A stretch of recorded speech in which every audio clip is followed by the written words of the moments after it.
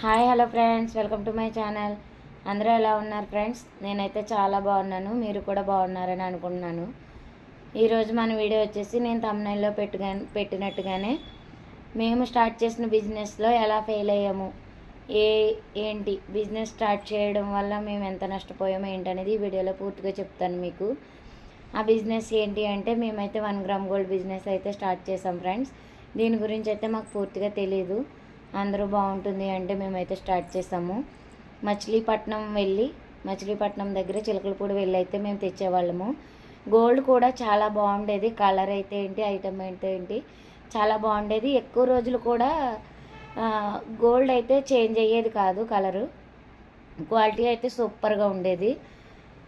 ఇలాగే వీడియో చూస్తూ మీరైతే సబ్స్క్రైబ్ చేయండి. సబ్స్క్రైబ్ చేస్తే నాకు మీరు లైక్ చేసి సబ్స్క్రైబ్ చేయడం వల్ల నాకు చాలా సపోర్ట్గా ఉంటుంది. ఇప్పుడు మనమైతే వీడియోలోకి వెళ్ళిపోదాము.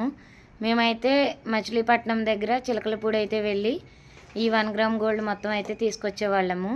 2 టైమ్స్ అయితే వెళ్ళి తీసుకొచ్చాము. క్వాలిటీ వచ్చేసి చాలా బాగుంటుంది, కానీ ప్రైజెస్ మాత్రం మనకి వీడియోస్లో చెప్పినట్టయితే మాత్రం అక్కడ అస్సలు ఉండవు.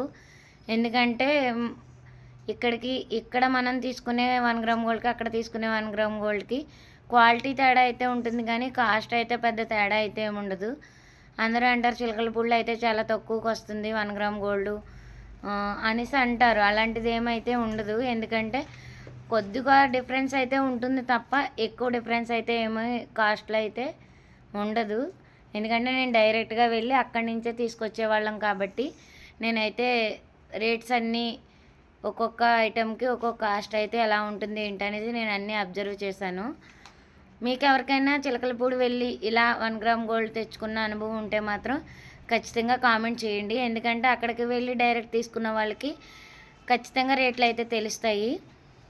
మనం ఏదైనా ఒక బిజినెస్ స్టార్ట్ చేసేటప్పుడు దాని గురించి పూర్తిగా తెలుసుకుని అయితే చేయాలి. మేమైతే దీంట్లో 1 lakh వరకు ఇన్వెస్ట్మెంట్ అయితే పెట్టాము.